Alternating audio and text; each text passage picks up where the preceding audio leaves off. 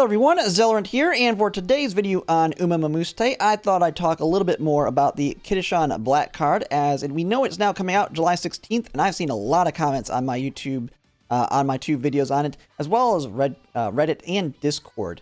And so there's two main points that I've seen on it, and a lot of it is kind of anti what a lot of YouTubers, myself included, have been saying, which is to throw all of the polls you can at it, and that instead there's other directions you could go. One of the ideas is the fact you only need one copy because you can use a future currency we're going to get to eventually max dupe it, which is 100% true. And if you're not able to pull off getting a max dupe of this card, you should absolutely use that currency. The other big point that is being made is that it's a 0.5% rate here. So you have two different cards on here. You have, this is a double SSR banner. They're both 0.5% chance to get it. It's a total 3% chance for an SSR. The other 2% is going to be any of the previous SSRs. So a 0.5% rate, but when it reruns, so that ran 29 March of 2021. It reran on 7 November of 2021. With our accelerated schedule, this is going to actually be a lot quicker than that, about a 50% faster than how it came out in Japan. So this will come up fairly quickly, not super quickly, but when it reruns, it's a 0.75% chance. So a 0.25% chance or higher chance to get it. So a lot of people are saying you get that one copy now just so you have it for use now because it is a good card at 0 dupes. Don't let anyone tell you that it isn't. And then you can go for the max dupes when it reruns because it's a higher rate. Now, there is one reason I still think you should absolutely max pull on this banner. And this is my opinion. You can go at it in a different direction. You can let me know in the comments what your thoughts are on this, but this is just my opinion on it. If you followed what a lot of us said when it came to when the game launched, which is re-roll to get a copy, try and get a copy of Fine Motion or Super Creek, any combination of two copies of it, or if you just got one copy because you didn't want to re-roll all stinking day and night.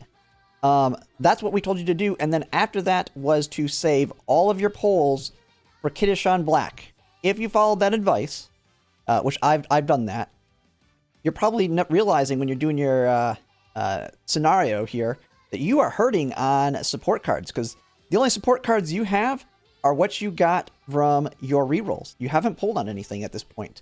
And so my reasoning and my opinion of why you should still max pull everything you have on this banner is not because you're wanting, I mean, you definitely want to try and get MLB, but even though you're likely not to get MLB because you only have about a 10% chance at 200 pulls, is to flesh out your account with support cards. The big thing is start getting a ton of those SR support cards, start getting the dupes on those SR cards, because those SR cards are really good at max dupes. It's good enough, they're better than a lot of the SSRs with no dupes. So you're going to get a ton of SR cards pulling on this banner. You're going to get other SSRs. As you can see, it's a 3% pull rate, even though you're only got a 0.5% chance of the Kitasan Black. So you're going to get a ton of the other SSR cards and potentially dupes of other ones. Because if you lose that, so if 66% of the time, you're going to get one of any of the prior support cards, which includes, it includes Fine Motion, it includes Super Creek, it includes a lot of these cards, which are good. Some of them are bad at one dupe or at 0 dupes, but some of these are good with multiple dupes, which you can kind of look here at a tier list that I have up here. Now this is on the Japanese version, so it's not like very accurate to our version, but it can give you an idea of their future value. And just at a quick glance at this tier list right here. Now this is using Kitasan Black as kind of your starting card because this changes based on your deck you're building. But when I just use that, you can kind of see right in here in tier A, I know this card's available. This card's available. This card right here is available. Some of these might be available and I just don't recognize them. I believe this one's available. And this is an SR right here. I believe all the SRs are available. So you have an SR here. You have an SR here. Trying to see. Some of these may be available, but I just can't tell. Then when you look in C tier, you have this SSR. And this goes by dupes. So this is in C tier if you get it to 2 dupes. Remember, this is on the Japanese version. You can probably move this up for the global. You have that one at 2 dupes. You have some of them in here. I don't know if they're in our version or not. I can't recognize them. Some of these are good at 0 dupes. If you go down here, this one, this SR right here, good at max dupes. And so just kind of letting you see at this point, these are cards that you do want to get. And so the entire point of polling on this is not just for Kitasan Black. To me, it is to also flesh out my account because I don't have crap for support cards right now because I haven't polled at all. And when you look at kind of the meta when it comes to what you're going to be saving up for after Kitasan Black, here's the guide that I kind of was... this was created for the Taiwanese Korean version when it released for them, which was behind Japan. It pretty much applies for us as well for the most part. And you can follow all the advice on this one. You have the reroll for the Fine Motion card. You have get the Special Week MLB card that we all can get with the event. Roll for Kitasan Black, a very important investment, viable long term. And then when you look right after that on this guide, the next big polls are month 5.25 and 5.5. This one's a maybe because it's an UMA, a good UMA. But the next big support cards at month 5.5. Now, we're accelerated, but it was 4 months away for them, so it's about 2.5 months away from us. So you're going to have 2.5 months of not doing any big pulls on support cards, at least any meta-level support cards. There will be support cards coming out. And so if you skipped Kitasan Black, you're going to be hurting on your support cards in your deck. And you're really not going to have another good one to pull heavily on for quite a while. And so you might want to pull here and there on the new ones that come out. But one of the big things with this game is it's quality over quantity. So having more dupes of less cards is better than more cards with less dupes. And so it's just right now, Kitasan Black is that time to flesh out your deck. That's my opinion. You can leave a comment if you think I'm wrong on this. I'm willing to answer pretty much anyone. I mean, I get a lot of comments, so I'm not able to respond to everyone, but I try to as best as possible. But that's my opinion. This is not just about Kitasan Black. This is the best opportunity to use these polls, because if you don't use them here, you're saving.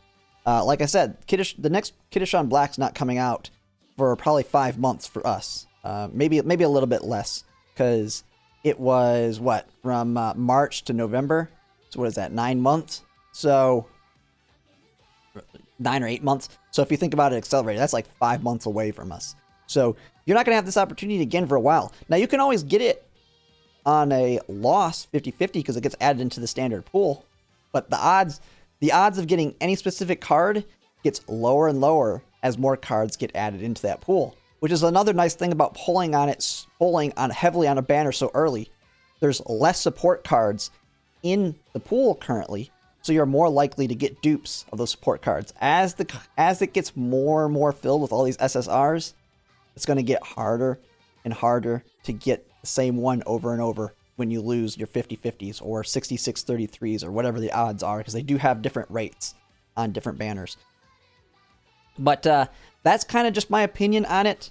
You can kind of approach it however you want, though. This game is, if you're not going to go heavily into the PvP or care about that too much, you can make most things work.